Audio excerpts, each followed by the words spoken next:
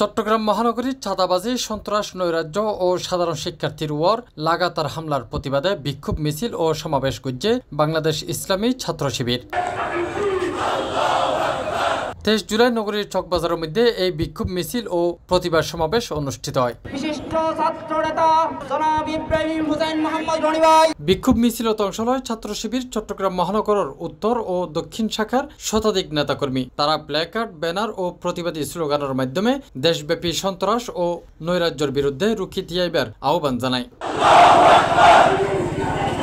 সমাবেশত বক্তব্য রাখে ছাত্র শিবির চট্টগ্রাম মহানগর উত্তরের সভাপতি তানজির হোসেন জুয়েল এবং চট্টগ্রাম মহানগর দক্ষিণের সভাপতি ইব্রাহিম হোসেন রনি। আমরা বলতে চাই, যদি ছাত্রলীগ আর ছাত্র দল এক না হয়, গত 2 দিন আগের রাতে এই চকবাজারে যেই ছাত্র দল ব্যানার নিয়ে মিছিল করতে পারত না, তারা কিভাবে ছাত্র জনতার উপরে এভাবে গুলি চালাতে পারে? আমরা বলতে চাই, এই অস্ত্র কোথায় থেকে আসলো? আমরা জানতে চাই, গত রাতের আগের রাতে যেভাবে আমাদের গুলি চালানো হলো, আমাদের ভাইদেরকে যেভাবে হত করা হলো, এই অস্ত্রবাদীর অস্ত্র কোথায় থেকে আসছে আমরা জানতে চাই। ছাত্র দলের ব্যানারে ঢুকা এবং সন্ত্রাসীদের একটা মিছিল আমরা দেখেছি। সেদিন তারা যে স্লোগান দিয়েছিল, জামাত শিবির রাজাকার, এই মুহূর্তে বাংলা ছাড়।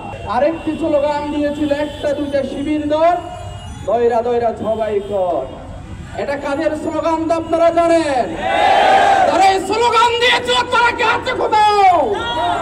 আমরা তাদেরকে বলতে চাই, তারা আমাদেরকে বাংলা ছাড়ার ঘোষণা দিয়েছিল, তারা বাংলাদেশ ছেড়ে পালিয়েছে।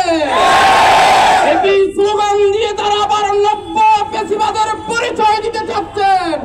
তাদের উদ্দেশ্যে বলতে চাই, ছাত্রলীগের চেয়ে কঠিন পরিণতি আপনাদের হবে।